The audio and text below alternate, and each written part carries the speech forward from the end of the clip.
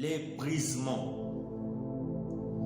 Et lorsque nous parlons de brisement, c'est juste l'action de briser ou le fait de mettre des choses en pièces. Voilà ce qu'on appelle le brisement.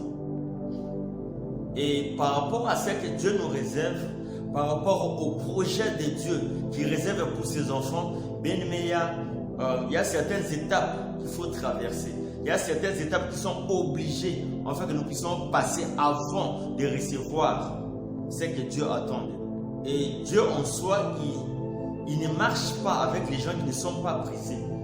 Dieu, il veut que les gens soient brisés, les gens traversent certains niveaux de vie, que les gens puissent être formés quelque part avant qu'ils puissent recevoir ce que lui, il veut pour eux.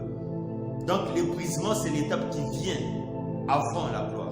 C'est l'étape qui précède l'accomplissement des choses que Dieu veut. Voilà pourquoi pour le salut de l'humanité, la croix était le passage obligé. Pour que les gens soient sauvés, pour que le monde soit sauvé du mal, le chemin de la croix était la chose qui était obligée pour que les gens puissent être sauvés.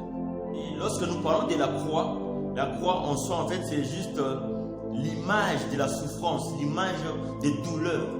Mais peu importe, c'était le chemin obligé que Jésus devait passer, afin que l'humanité puisse avoir le salut. D'ailleurs, Jésus lui-même a prié, il a dit, Père, si ça dépendait que de moi, tu pouvais m'éloigner de cette coupe. Alléluia. Mais Jésus était obligé de passer par la souffrance, de passer au travers de la croix. Vu la grandeur de la mission, la croix était le passage obligé. Et la colère de Dieu devait s'abattre sur quelqu'un. La colère de Dieu des pécheurs devait absolument tomber sur Jésus. Il n'y avait pas d'autre choix que de subir la colère de Dieu au travers de la croix. Et il fallait que quelqu'un puisse payer les prix pour que l'accomplissement de la parole de Dieu soit manifeste.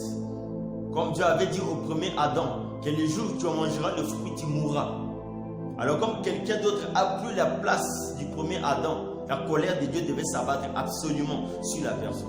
C'était obligatoire, c'était le chemin obligatoire. Et bien aimé, pour nous les enfants de Dieu, les brisements, c'est le chemin obligatoire que nous devons passer afin d'obtenir la gloire. Tu ne pourras jamais atteindre un certain niveau de la gloire si tu ne passes pas d'abord par les brisements. Dieu doit d'abord te briser.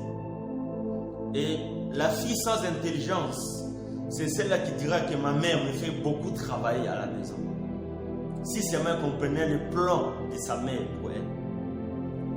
Un assistant inconscient dira que pourquoi mon chef il me donne tant de travail pendant que lui il est calme et il est assis. Si seulement cet assistant-là connaîtrait le temps, si seulement il avait la sagesse de comprendre ce qui se prépare. Un enfant inconscient dira à Dieu, Seigneur, pourquoi ces choses? Pourquoi la souffrance? Pourquoi je souffre tant? Pourquoi il y a tant de pleurs?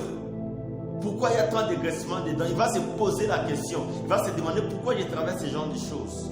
Mais si seulement cet enfant-là est en train de voir ce que son père, après ces moments, ce qu'il est en train de préparer pour lui. Aujourd'hui, peut-être, tu es haï, détesté, humilié par les autres, comme Joseph. Mais bien, mais ce que les gens ne connaissent pas, c'est que si seulement les chansons en prison, il avait libéré Joseph, Joseph devait mourir pauvre. Joseph devait souffrir d'abord. Joseph devait être là en prison jusqu'à ce que Pharaon puisse faire un rêve. Joseph devait passer par le brisement total. Jeune Saül, il a souffert pendant autant de jours en train de chercher les annexes de son père. Mais lorsqu'il rencontre le prophète, lorsqu'il rencontre Samuel, Samuel lui dit, il le regarde et lui dit, si seulement tu savais. Si seulement tu savais à qui appartiennent toutes les bonnes choses qui sont en Israël, si seulement tu le savais. Il a dit, ne t'inquiète pas, ne t'inquiète. Bien-aimé, aie confiance en Dieu.